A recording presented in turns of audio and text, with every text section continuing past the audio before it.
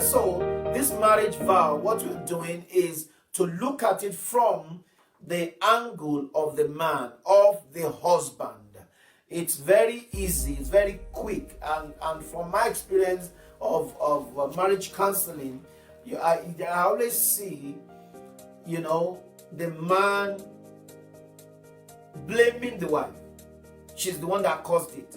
Whatever is stated, whatever is placed on the table, you'll see the man, or many men, or some men, pushing the blame to the wife if she didn't do this. And one of the things I always say is that when you check the scriptures that says, man, husband, love your wife, wife, submit, it wasn't conditional.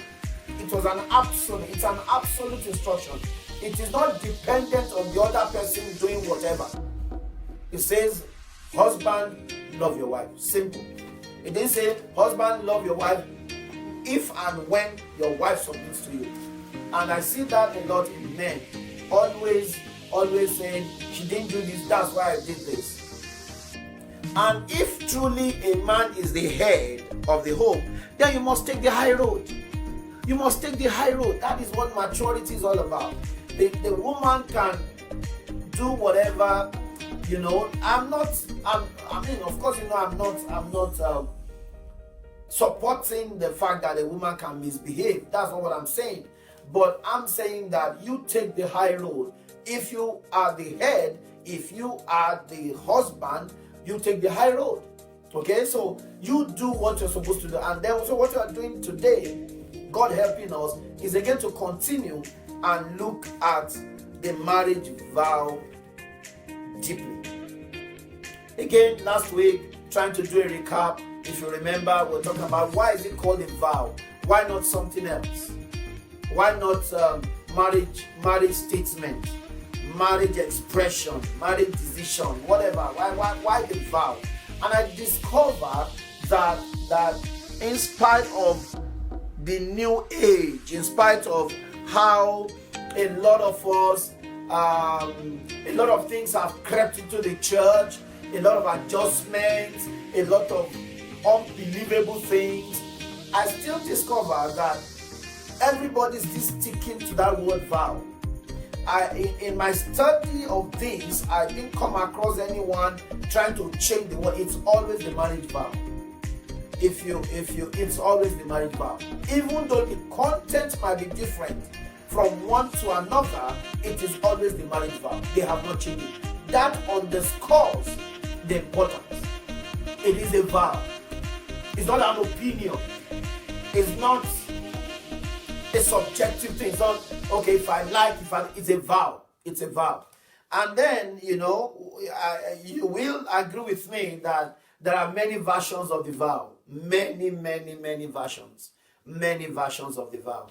And in fact, in some climes, they ask the couple to go and write the vows themselves. Write what you want to say to each other. So they write it and they're acting. They say it to one another. They don't follow what the church has to. But again, in churches, there are different denominations with different content of the vow.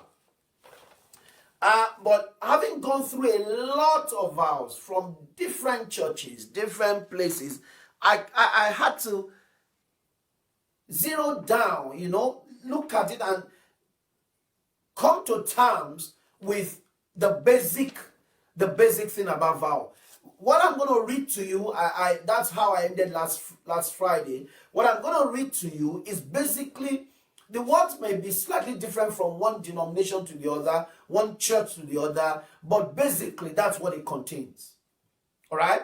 Basically, the wordings may be worded said differently, but I promise you that is what it contains. That's the spirit of the vow, the idea behind the vow.